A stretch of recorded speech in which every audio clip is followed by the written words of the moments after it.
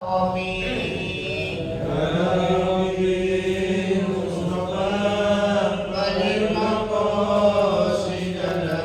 واغفر لنا ما مضى يا واسع الكرم يا أكرم الخلق ما لمن ألوذ به سواك عند حلول الحادث الأمم يا رب بالمصطفى بلغ مقاصدنا واغفر لنا ما مضى يا واسع الكرم ولا يديك رسول الله جاهك بإذ الكريم تجلى باسم منتكب يا رب بالمصطفى بلغ مقاصدنا واغفر لنا ما مضى يا واسع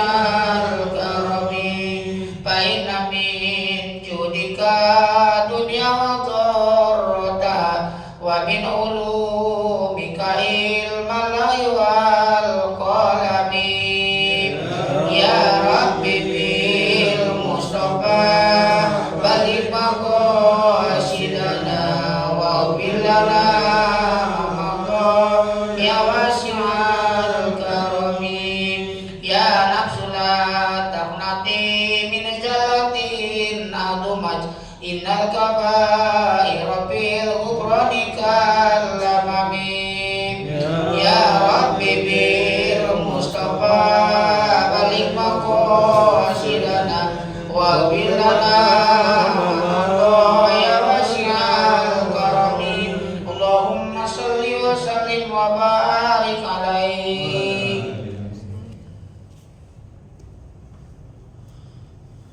Assalamualaikum warahmatullahi wabarakatuh.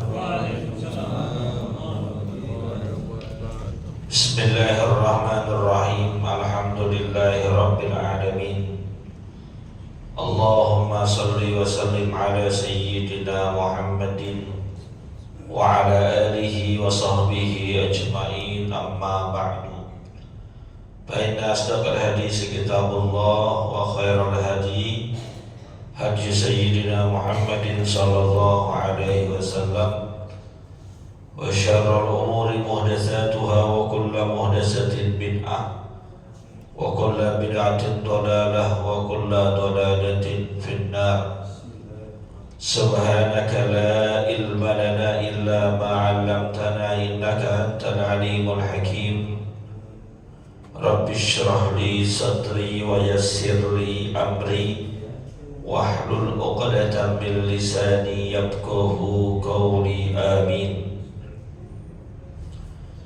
Alhamdulillah, sama-sama telah kita laksanakan kewajiban kita sholat maghrib, dikerjakan secara berjamaah, dilanjutkan dengan hadir di majlis ilmu sebagaimana biasa di masjid kita ini.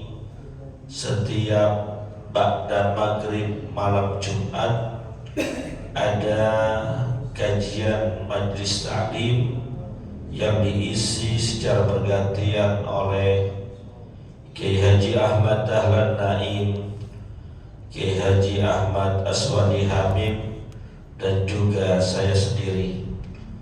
Untuk kajian bersama saya, kita membaca kitab Manahijul Imdad, sarah dari Irsyadul Ibad ila Sabilir Rasyad.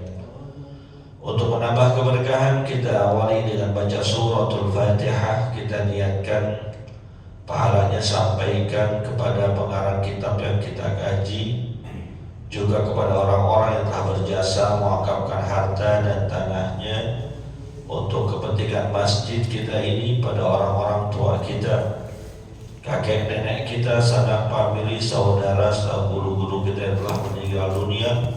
Semoga mereka semua diterima amal ibadahnya, diampuni segala dosa dan kesalahannya, dijadikan kuburnya raudhah min riyadil jannah biniyatil qabul wa bijahir rasul. Al-Fatihah. Gak apa-apa, biar banyak sudah kopi teh kalau ada apa-apa. Siratal ladzina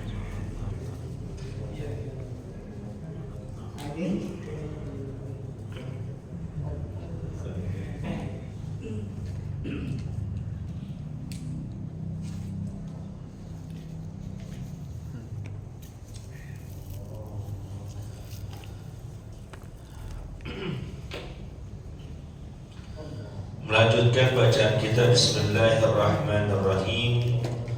Wa yakrahu tahriman salatu indal istiwa'i illa yaumal jumu'ati wa ba'da ada'i subhin wa asrin hatta tartafi'a wa taghriba syamsun illa lisababi ghairi mutaakhirin karaq'atai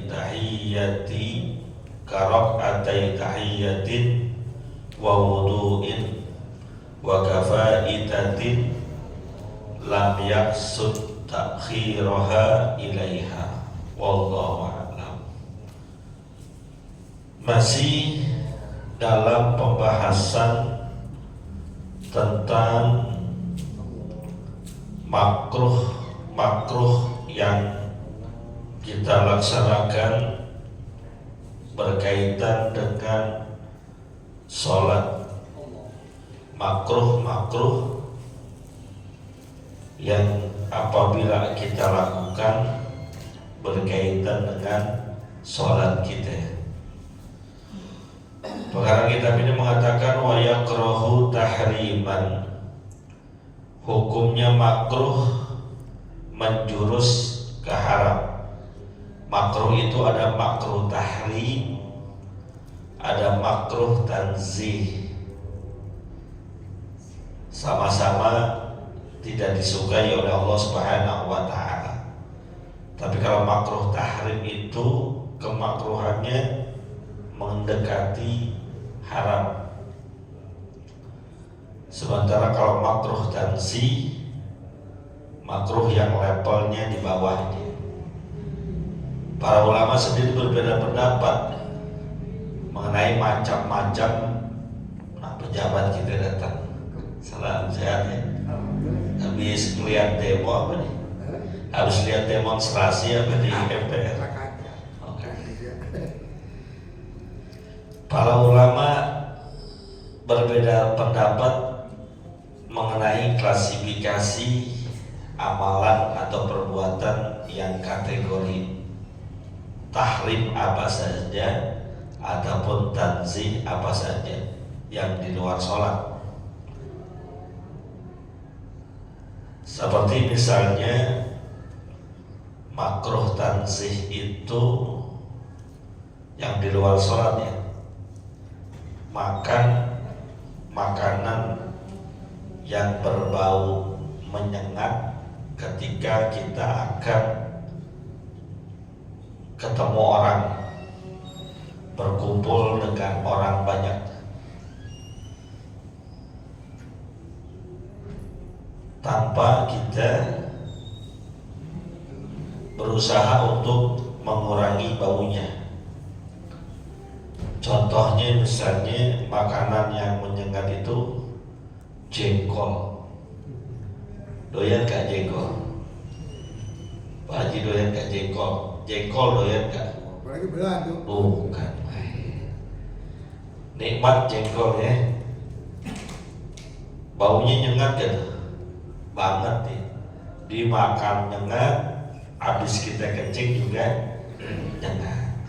Kalau seandainya kita tidak mampu menghilangkan baunya itu dan bisa membuat orang tersiksa dengan baunya secara umum,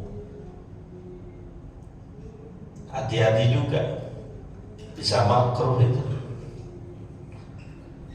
Tapi kalau kita bisa meminimalisir baunya, sah-sah aja makan jengkol. Misalnya orang makan jengkol, setelahnya makan ketimun atau lain sebagainya, itu namanya makruh tanzih. Levelnya masih di bawah, dan bisa tidak makruh kalau penyebab kemakruhannya bisa dihilangkan. Ada lagi makruh tahrim, makruh yang mendekati keharaman. Ini juga ulama berbeda pendapat. Yang di antara mereka gak sepakat dengan ini. Apa di antaranya? Merokok. Ini kaitan dengan merokok. Ulama ada yang mengharamkan, ada yang memakruhkan, dan yang memakruhkannya pun ada yang tahrim, mendekati ke haram, makruh banget. Ada yang tanzih saja, makruh ya tapi levelnya di bawah yang tahrim tadi. Ini ada ngerokok nggak di sini? Ada ngerokok nggak nih? Ya nggak ada yang ngerokok di masjid. Di luar masjid ngerokok nggak? Ahli hisab ada nih, ahli hisab pagi ngerokok ya? Kadang-kadang. Banyak. Iya. Jadi ada, nggak semua, sebagian ulama menghukumkan rokok itu haram. Berarti kalau haram, ketika kita ngerokok dosa. Jadi kalau sebagian ulama mengatakan haram, ya sah-sah saja, karena melihat dampak negatifnya sangat besar. Tapi ada ulama juga mengatakan makruh saja. Makruhnya tapi sangat makruh sampai mendekati ke haram. Kenapa? Yaitu tadi efek negatifnya sangat besar. Ada lagi yang mengatakan ya makruh tapi tanzih saja. Kenapa? Karena efek negatif dari rokok itu kadang terbukti, kadang enggak. Bukan saya melakukan pembelaan, tapi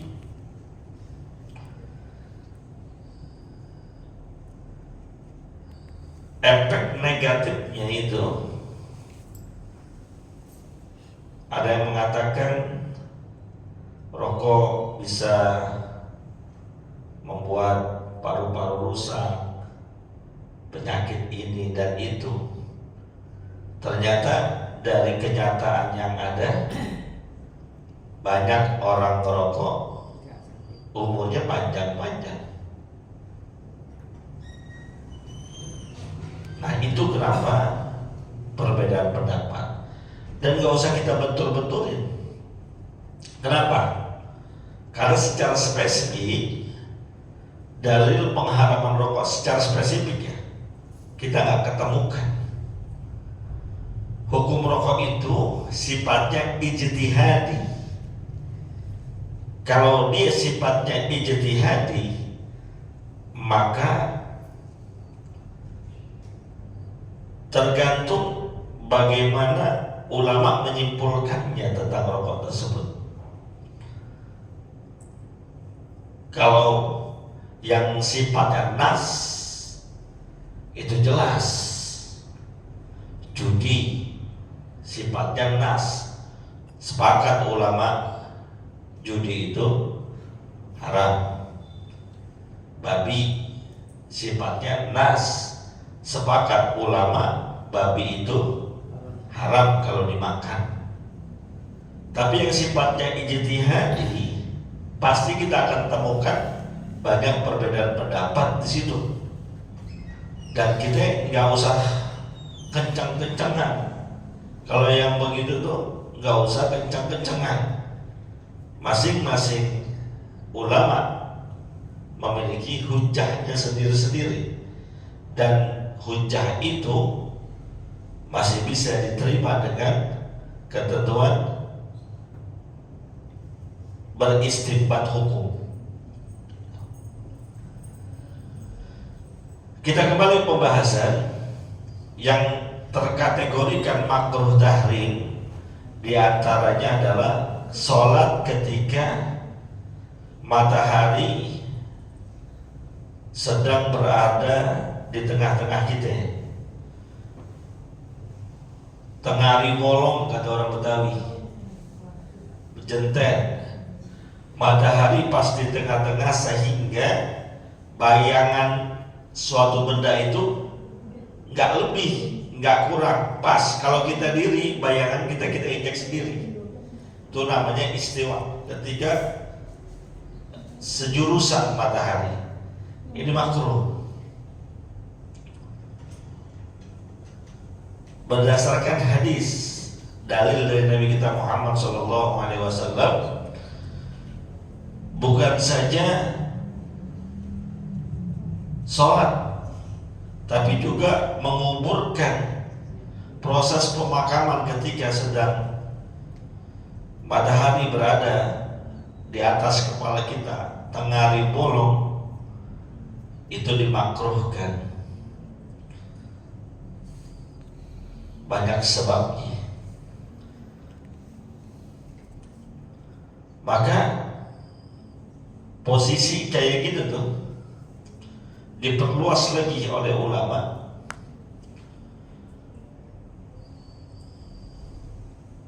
Ketika dalam keadaan inda syiddatil har, ketika sedang panas-panasnya, dahsyat banget panas matahari,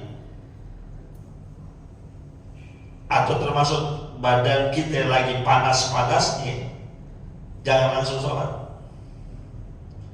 Kita dari mana-mana nih, namanya orang kerja, panasan, terus ingat belum sholat, langsung mampir, badan masih panas, langsung wudu, langsung sholat, itu makruh. Lalu bagaimana? Nyantai aja dulu selama waktu masih panjang. Bang Yudi nih habis keliling komplek misalnya, kan panas-panasan tuh, mana jualan panas-panas, yang beli pada ngutang, kan double panasnya tuh ya. Nyampe masjid, jangan langsung sholat, santai aja dulu, kecuali waktunya memang sudah mepet. Kalau waktu masih panjang, biarin ngadem dulu. Makanya mohon maaf Pak, kadang kita ini suka keterlaluan sama orang. Ada orang baru datang mau sholat, parkirin motor, duduk di teras masjid kita komentarin, bukan sholat malah duduk ngadem. Kita kadang-kadang begitu tuh. Padahal memang disuruh jangan lagi panas-panas, kita sholat ngadem dulu. Ntar kalau udah adem, gerahnya udah hilang, baru ambil air wudhu, dirikan sholat. Jangan sok tahu-tahuan kita main bentak orang. Kita nggak tahu sebabnya, nggak tahu asal usulnya, nggak tahu hukumnya. Jadi nggak usah sholat dulu ketika kondisi sedang panas.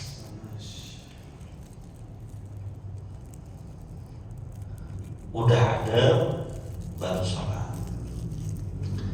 Illa yaumal jum'ati, kecuali hari Jumat. Nah, hari Jumat yang mau nggak mau itu, karena hari Jumat itu sangat dianjurkan dilaksanakan pada permulaan zuhur. Pertanyaannya, boleh nggak kita sholat Jumat jam 2 siang? Boleh nggak? Sholat Jumat jam 2 siang boleh apa kagak? Hah? Boleh apa enggak?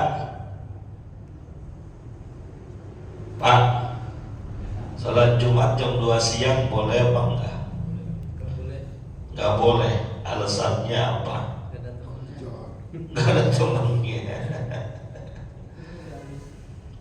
Sholat Jumat boleh dilaksanakan sepanjang waktu sholat zuhur, tapi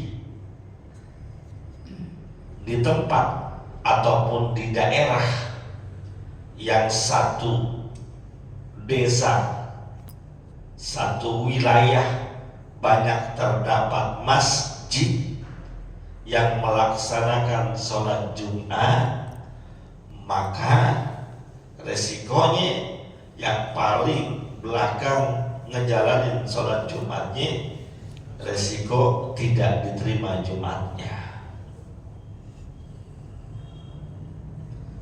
Oleh karena itu, ini kan masjid kita dekat ya, bukan dekat, artinya dalam satu wilayah banyak masjid ya. Ada Nurul Iman, ada Nurul Hilal, ada apa lagi, Nurul apa? Ada PT IKA, banyak kan? Maka serentak melaksanainya azan kerjain. Kalau ternyata di wilayah ini yang ngadain sholat Jumat cuma masjid kita doang, yang lain kadang bikin, kita doang yang bikin, silahkan ngejalanin sholat Jumatnya jam 2. Hitung-hitung nungguin jemaah yang lain yang belum pada datang, yang rumahnya jauh-jauh. Tapi bicara prinsip sholat Jumat, sepanjang waktu sholat Jumat boleh. Sama hanya misalnya melaksanakan sholat Id, kita biasanya jam berapa tuh? Idul Fitri, Idul Adha kita jam 7. Boleh nggak sholat Id jam 10? Boleh nggak? Boleh nggak? Biar pinter nih, ngaji biar pinter. Boleh. Alasannya apa ya? Yang boleh-boleh aja. Belum johor. Jadi waktu sholat duha itu hampir bersamaan dengan waktu sholat duha. Waktu sholat Id hampir bersamaan dengan waktu sholat duha. Jadi kalau sholat duha boleh jam 10:30, maka boleh sholat Id baik Fitri maupun Adha jam 10:30. Itu dasarnya. Jadi jangan main boleh-boleh aja. Dasarnya apa? Belum zuhur, itu nggak jadi alasan. Alasannya adalah karena waktu pelaksanaan sholat Id bersamaan dengan waktu pelaksanaan sholat duha. Jadi ketika masih dalam rangkaian waktu sholat duha, monggo silahkan yang belum sholat Id, sholat Id. Begitu. Maka kalau kita dengar cerita orang-orang tua dulu, kalau di kampung saya itu banyak yang tukang ngarit buat ngempanin sapi. Itu mereka pagi-pagi hari raya ngarit dulu. Kenapa? Biar siangnya enak, mau silaturahim kemana aja, hewan peliharaannya udah tersedia makanan. Dia ngarit dulu, pulang ngarit jam 8, rapi-rapi bersih-bersih setengah 9, sholat idnya jam 9. Dan diceritakan oleh guru saya yang belajar kepada saya punya kakek. Masa itu seperti ini. Jadi kalau sekarang mah kita kadang-kadang jam 7 udah tarik aja udah ya. Bahkan kalau sholat Idul Adha usahakan lebih pagi lagi. Idul Fitri jam 7, Idul Adha selama udah masuk waktu sholat duha tarik aja udah kerjain. Kenapa? Karena di sholat Idul Adha ada anjuran sebelum sholat jangan makan minum dulu, biar nahan haus dan laparnya nggak kelamaan, majuin setengah 7 udah nggak apa-apa. Selepas sholat kerjaan kita banyak, motong hewan dan lain sebagainya gitu. Tapi itu di tempat yang kira-kira jemaahnya udah stabil. Kalau di sini setengah 7 kira-kira udah penuh belum? Belum, masih kosong. Ya udah mundurin jam 7 begitu. Tapi teknis saja sebetulnya.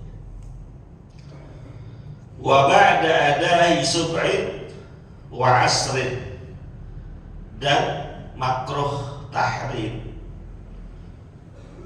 mengerjakan sholat setelah mengerjakan sholat subuh ataupun setelah mengerjakan sholat asar, hatta tartabiyah, sampai matahari itu naik ketika sholat subuh, naik maksudnya terbit, atau taghriba syamsun, atau ketika asar mereka mataharinya udah benar-benar terbenam.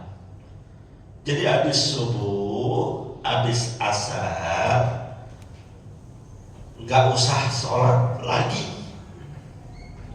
Ada orang mungkin saking semangatnya ibadah baru kenal sholat, baru dengar ada yang namanya qobliyah dan ba'diyah.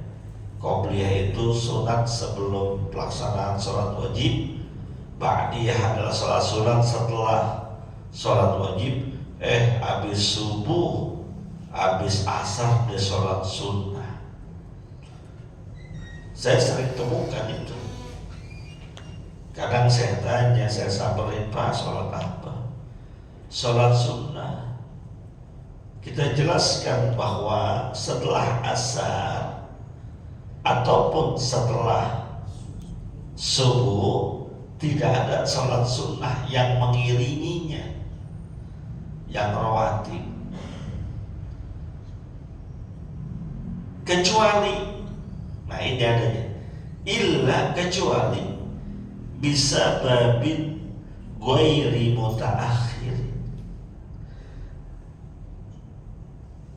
kecuali ada sebab yang mendahulinya, bukan semata-mata sholat ba'diyah asar ataupun subuh ataupun sholat sunnah mutlak, tapi sholat yang dia kerjakan ada sebabnya terlebih dahulu yang menyebabkan dia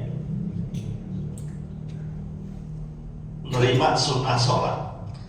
Seperti di sini karok atai tahiyatin, seperti 2 rakaat tahiyatul masjid. Kita misalnya niat mau i'tikaf di masjid, berangkat habis subuh dari rumah sampai masjid, kan setelah sholat subuh tuh kita mau niat i'tikaf hari itu. Tapi kan karena masuk masjid, sunnah kita sholat tahiyatul masjid, menghormati masjid. Ada sebabnya tuh yang keduluin. Apa sebabnya? Masuk masjid. Maka sholat kita tahiyatul masjid itu adalah sholat karena sebab kita masuk masjid, itu nggak apa-apa yang begitu, nggak jadi makruh karena ada sebab yang mendahuluinya. Wa wudu'in atau sholat sunnah wudu, kita tipe orang yang menjaga wudu. Habis sholat subuh lagi zikiran masih gelap, wudu kita batal. Kita terbiasa dawamul wudu, senantiasa menjaga wudu. Ini orang istimewa nih. Kalau ada orang yang senantiasa menjaga wudu, istimewa. Karena kata Nabi, al-wudu'u silahul mu'min. Wudu itu adalah senjatanya orang beriman. Wudu, orang yang ada wudunya akan dijaga oleh Allah. Selepas subuh kita lagi zikiran, tahu-tahu batal wudu kita. Kita tipe orang yang biasa jaga wudu, langsung ambil air wudu. Setelah itu ada sholat sunnah wudu kita kerjain, walaupun habis subuh atau habis asar. Kan waktu yang dilarang, iya, bagi yang sholat sunnahnya ba'diyah ataupun mutlak. Tapi bagi sholat yang ada sebab mendahulunya, itu tidak apa-apa. Jelas? Jelas ya? Ada nggak yang di sini suka jaga wudhu? Ada nggak? Yang jaga parkir banyak. Atau misalnya sholat jenazah, walaupun ini harus dipecah dulu. Di beberapa tempat ada yang mengerjakan sholat jenazah itu habis asar, ada juga yang habis subuh. Pernah nggak sholat jenazah habis subuh? Jarang di sini. Belum pernah. Di tempat saya masa ini sholat jenazah habis subuh, walaupun nggak lumrah. Biasanya tuh karena memang harus dikuburkan buru-buru, atau karena jenazahnya mau dibawa ke kampung, berangkatnya subuh-subuh. Ada pernah juga saya diundang untuk mensolatkan, meninggalnya jam 2 dini hari, diminta mensolatkan, Ustaz subuh-subuh ya. Emang meninggalnya kapan? Tadi itu jam 3. Cepet kan dari jam 3 ke sana. Kok dadakan cepet banget, gak nunggu siangan dikit. Mohon maaf Ustaz, ini kalau terlalu lama organ bagian dalamnya keburu pecah. Nah, untuk menghindari itu disolatin buru-buru. Maka untuk sholat setelah asar, sholat jenazah ya, setelah asar ataupun setelah subuh, ada ulama yang mengumumkan silahkan kapan saja boleh, mau habis subuh ataupun habis asar, tidak perlu ada catatan. Kenapa? Karena ada sebab yang mendahulunya, yaitu adanya jenazah. Tapi sebagian ulama yang lain mengatakan entar dulu, kalau bisa dikerjakan sebelum asar, maka sholat jenazah setelah asar itu khawatirnya jatuhnya tahrim, makruhnya yang diharamkan. Kalau bisa memungkinkan dikerjakan agak siangan ataupun sebelum subuh, kenapa dipaksakan pas sholat setelah sholat subuh? Maka dalam hal ini ada beberapa ulama yang gak mau nyolatin jenazah setelah dia sholat subuh ataupun dia sholat asar. Ada yang gak mau. Di antaranya yang saya tahu, guru kita bersama Muallim Kiai Haji Syafi'i Hazami Al-Maghfurlah, Allah yarham.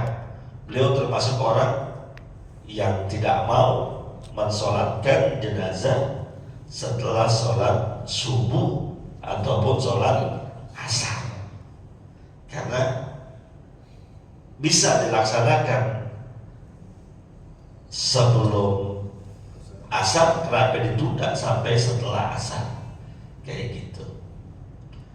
Tapi sebagian ulama yang lain mengatakan boleh-boleh saja. Inilah yang saya katakan tadi, ya, pendapat ulama yang memang seperti itu. Yang penting kitanya aja. Kitanya aja gimana tuh? Ya, yang penting kitanya aja yang lebih dewasa dalam memahami perbedaan pendapat ulama. Saya sampaikan, fikih itu dunia yang sangat luas. Dan perbedaan pendapat itu sangat memungkinkan. Kenapa? Jarak kita dengan Nabi terlampau jauh. Kan udah pernah saya contohin, yang barang-barang Nabi aja ada perbedaan pendapat di sana. Apalagi kita yang jauhnya sampai 1400 tahun. Gak pernah ketemu Nabi, gak pernah ketemu sahabat. Kapan kita ngaji sama Nabi? Jangankan ngaji sama Nabi beneran, sama Nabi palsu aja gak pernah ngaji kan? Pernah gak ngaji sama Nabi palsu? Jadi ini gunanya kita ngaji nih, selain mendapatkan tambahan ilmu agama, juga tambah wawasan, tambah pencerahan, bahwa semakin kita mengetahui ilmu, semakin tidak egois, sehingga gak gampang nyalain orang. Apaan sholat begitu? Masa sholat nunjuk terus? Kata yang biasa nunjuk terus, apaan sholat begitu? Masa sholat goyang-goyang? Ini kan sebabnya kenapa jadi rame, karena nggak dewasa dalam memahami perbedaan pendapat. Orang semuanya punya dasar. Apaan masa sholat begini sedekapnya? Kata yang begini, masa sedekap begini? Ada lagi yang bilang, apaan sholat pakai sedekap? Sholat itu begini, nggak pakai sedekap. Anda nggak sholat begini? Siapa?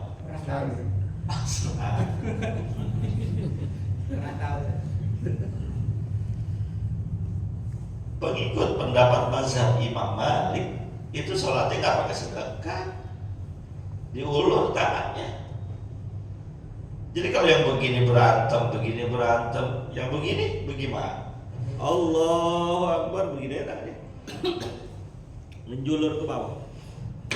Ustaz, apakah waktu tahlim itu hanya berlaku di kita apa di seluruh ini seperti di Mekah? Nah, cakepnya betul. Karena kan kalau di Mekah kan setiap habis sholat kan ada selalu mengutakum kan, sehingga setelah sholat subuh pun ada menyolatkan jenazah kan itu. Ya kan tadi saya katakan, kalau sholat jenazah itu ulama mengatakan boleh-boleh saja sholat jenazah.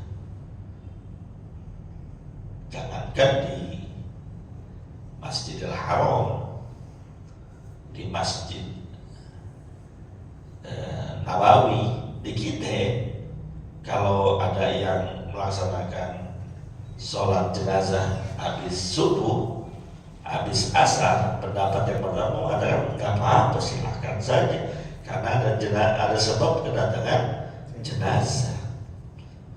Tapi pendapat yang kedua, sebaiknya jangan, karena kalau bisa sebelum subuh, bisa sebelum asar, kenapa ditunda sampai setelah subuh, setelah asar? Itu yang saya katakan tadi,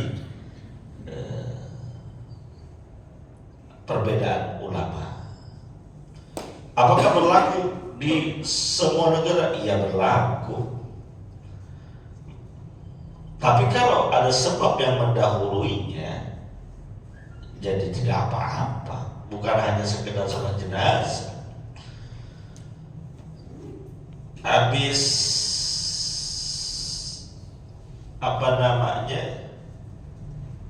taruhlah itu sebelum asar tawaf di Mekah, haji atau berumrah. Ketika tawaf selesai, tahu-tahu sholat asar, kita kerjain sholat asar. Tadi habis tawaf, kan ada sunnah, sholat sunnah tawaf, kita belum kerjain boleh nggak? Boleh. Kenapa? Karena ada sebab yang mendahulunya, yaitu kita mengerjakan tawaf, yang setelah tawaf itu sunnah kita sholat 2 rakaat. Atau itu terlalu gambarnya terlalu sulit lah. Habis asar ente tawaf,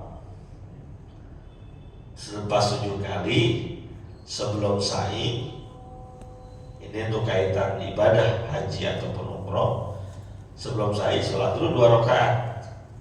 Anjurannya kan di Mu'tazam, kalau nggak bisa di tempat-tempat yang rada kosong, kita sholat tuh, sholat sunnah tawaf 2 rakaat, ngerjainnya habis asar atau habis subuh, boleh nggak? Boleh, karena ada sababun mutaqaddim, sebab yang mendahuluinya. Jadi berlaku untuk semua. Kalau tadi pendapat siapa tadi? Syafi'i. Mu'allim Sabiyazani, beliau mengatakan kalau bisa mengerjakan sholat jenazah sebelum asar, kenapa harus dipaksain pada asar? Mohon maaf nih, meninggalnya jam 10 pagi, ya kan? Mau sholatin pada zuhur nggak keburu, habis sholat zuhur langsung nyolatin nggak keburu karena proses.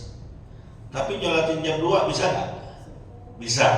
Bisa kan jam 2 proses selesai, bisa sholatin jam 2, kenapa nunggu nyolatin habis asar? Itu yang dimaksud oleh beliau. Tapi kalau memang lantaran meninggalnya udah jam 2, mau proses buru-buru, karena kata Nabi asri'u bil janazah, segerakan dalam pengurusan jenazah, atau ini mau dibawa ke Jawa atau mau dikuburin buru-buru dah. Biar biasanya kesedihan keluarga itu agak berkurang kalau jenazah udah nggak ada di rumah. Kalau masih ada di situ, ada aja yang nangis. Meninggal jam 2, kata keluarga urusin buru-buru, jam 4 selesai sholatin, karena bisa asar. Boleh kan? Boleh. Beliau juga bilang boleh. Kenapa? Karena memang waktunya pas banget. Dengan alasan. Asar. Iya. Alasan. Iya. Maka saya bilang tadi, kita nih kadang-kadang dalam pengurusan jenazah itu ditunda-tunda. Yang bagus asri'u bil jenazah, segerakan. Jangan ditunda-tunda. Meninggal jam 2 siang, baru disolatin besok zuhur, menurut saya agak kelamaan. Kerjain aja buru-buru. Kelarnya jam 4, jam 5, ya kuburin, sholatin. Kenapa? Bahkan kalau di beberapa daerah, saya pernah menyaksikan dan mendengar, jam 11 malam kuburin, jam 10 malam kuburin. Saya juga. Begitu ya. Walaupun dulu kalau kita pegang kitab-kitab klasik dulu, itu makruh kuburin malam-malam. Makruh, tapi makruhnya bukan karena malamnya. Zaman dulu penerangan belum sempurna, obor, takutnya membahayakan, takutnya lagi ada ular dan lain sebagainya. Jadi makruhnya itu karena sebab tadi. Maka saya sarankan wilayah sini dalam pengurusan jenazah gak usah lama-lama lah. Meninggal jam 7, keburu kan Zohor? Keburu kerjain. Saya di alhamdulillah ya di sana tuh, tempat saya tinggal, sebagian masyarakat udah mengerti, udah paham. Belum lama ada jamaah saya Majelis Taklim kaum ibu-ibu meninggal jam 2:30 lah. Jam 4 udah disolat. Bukan berarti kita nggak sayang, buru-buru amat sih mau dipendem orang tua, bukan. Kalau kita prosesnya cepat, kesedihannya cepat hilang. Ya siapa sih yang nggak sedih tinggal oleh orang terkasih, pasti sedih. Tapi kalau semakin ngembreng di situ, semakin pengen nangis. Asli jenazah, ayo meninggal jam 7, diurusin sholatnya asar, kelamaan. Zuhur aja kerjain nggak apa-apa. Jam 9 aja ada meninggal, zuhur dikuburin masih bisa. Tergantung maunya apa enggak gitu ya. Cukup ya, udah isya ya. Ada mau nanya lagi nggak? Enggak. Al-Fatihah.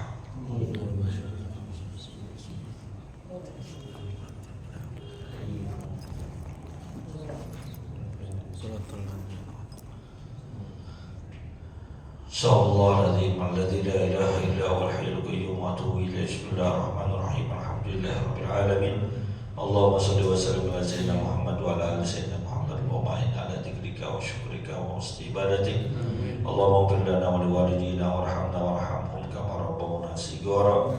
Rabbana fa'na bima 'allamtana rabbi 'allimna ma yanfa'una wa hab lana ya wahhab ilman wa hikmatan wa rizqi ya razzaqul li musahhila wa bil khairi ya fattah fabtahu bil huda wa bil 'ilmi ya li kulli mubattila wa sallallahu ala sayyidina Muhammadin wa ala alihi wa sallam. Alhamdulillahirabbil alamin. Terima kasih, mohon maaf. Assalamualaikum warahmatullahi wabarakatuh.